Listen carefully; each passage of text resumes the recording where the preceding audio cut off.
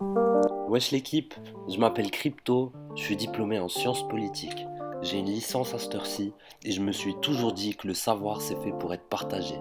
Je vais pas vous réciter mes cours tout bêtement, au contraire, je suis quelqu'un d'authentique donc je vais vous proposer un format, une nouvelle série en espérant que ça vous plaise bien sûr. Donc pas besoin de diplôme ou de rien, juste besoin d'un peu de concentration et si tu me fais confiance, je suis prêt à mettre ma main à couper qu'à la fin de la vidéo, tu auras appris quelque chose.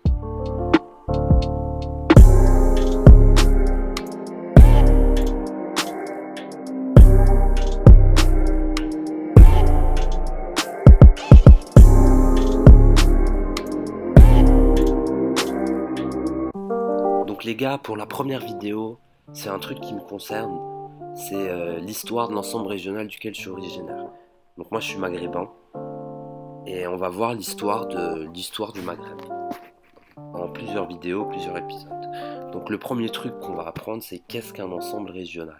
Donc pour faire simple, c'est un territoire avec en commun des traits qui peuvent être de nature diverse, c'est-à-dire politique, comme par exemple le bloc soviétique est un ensemble régional, donc le trait en commun c'est le fait qu'il a été sous appartenance soviétique.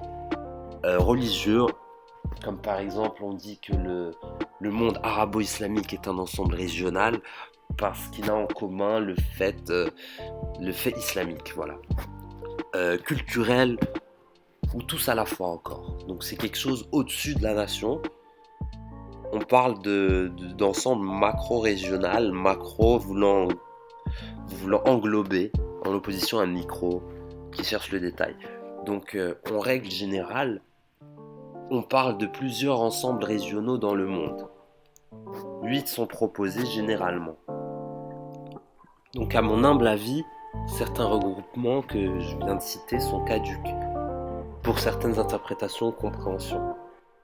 Genre comme on peut le voir sur la carte juste là, c'est plus intelligent entre guillemets de séparer certaines régions, genre réunir Maghreb et Moyen-Orient.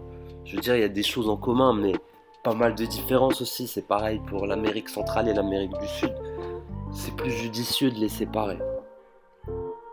Après, moi je propose cette compréhension qu'il y a sur la carte. Et il faut aussi se demander qui a écrit l'histoire. C'est bien sûr ceux qui ont gagné les guerres. En l'occurrence, d'abord les nations colonisatrices et ensuite les gagnants de la Seconde Guerre mondiale. C'est donc pour ça que les ensembles régionaux sont principalement délimités de cette manière.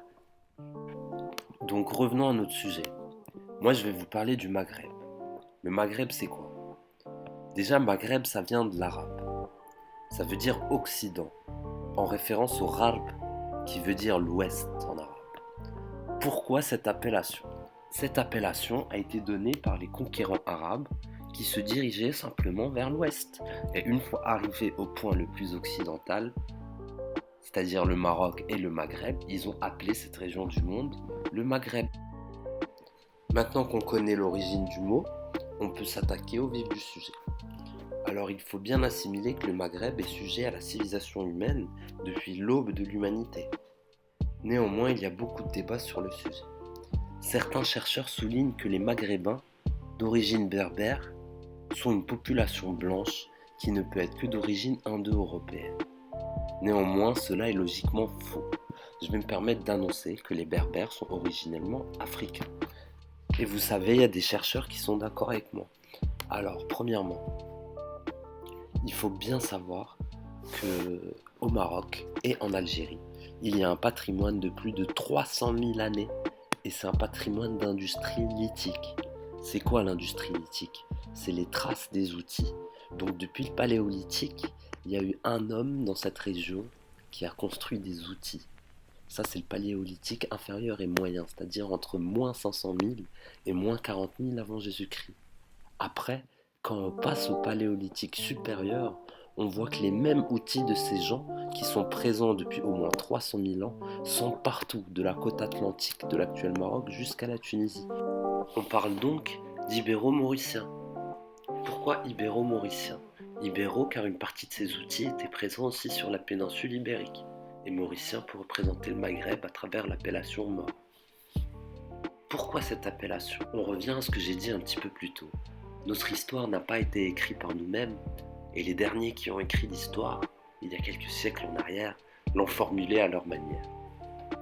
Les chercheurs ont supposé que la création d'outils durant le Paléolithique, au Maghreb, qui existait aussi en Europe, est le produit de migration ibérique vers le sud de la Méditerranée, donc vers l'Afrique, alors que c'est tout l'inverse. Surtout que les découvertes archéologiques récentes ont prouvé que c'est tout l'inverse. Tout d'abord, l'origine de la vie est africaine et non asiatique, et par conséquent, le Maghreb est l'antichambre de l'Europe. Lorsqu'on parle d'ibéro-mauricien, le trajet est inverse. Le trajet de migration est celui du maghrébin, qui est un Africain, vers l'Europe et vers la péninsule ibérique. Ce terme est malheureusement créé durant une période ethnocentrée. Ethnocentrée voulant dire qu'une nation ou qu'une ethnie centre tout sur elle-même. Par là, je parle d'une période scientifique où l'Europe s'est vue comme le centre du monde. Ça s'est donc vu, par conséquent, dans la science qui a été produite. Revenons donc au sujet. On a pu voir que les outils datant d'il y a 300 000 ans au Maroc se sont généralisés à toute la côte sud méditerranéenne de Tanger à Tunis, et même jusqu'au sud de l'Espagne.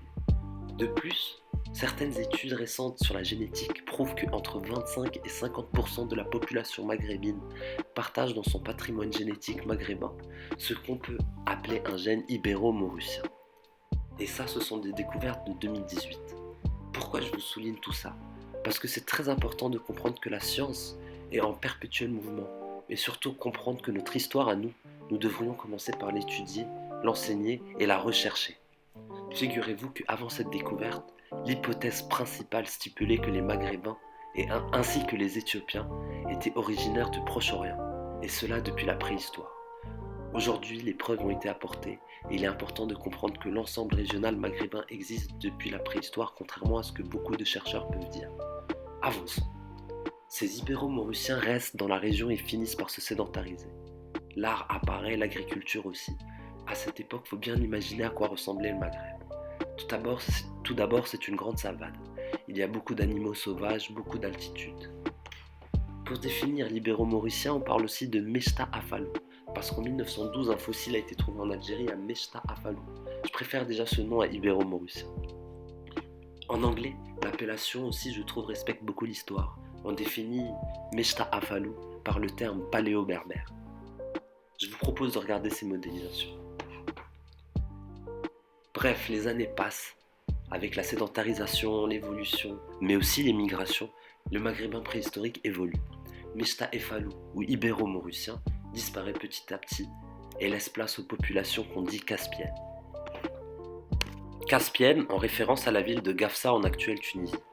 Encore une fois, durant de nombreuses années, il n'a pas été admis par la science et la communauté scientifique que la population caspienne est descendante de Mechta Afalou. Pourquoi?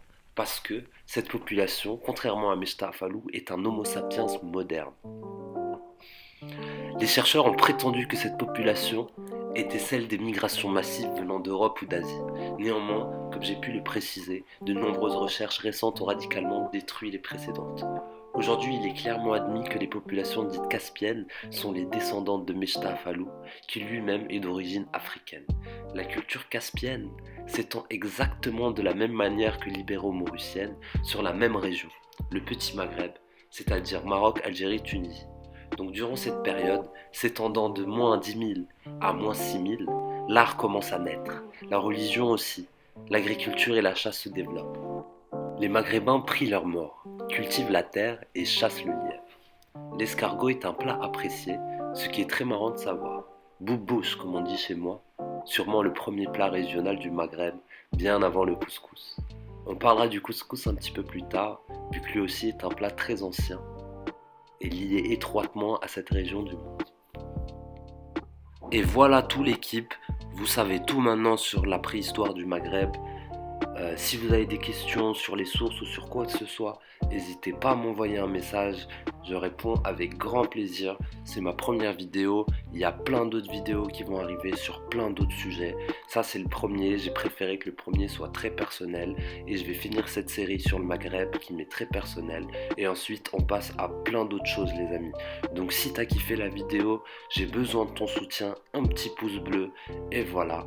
Et à la prochaine pour 10 minutes afin que tu deviens un petit peu plus futé. Salut la team.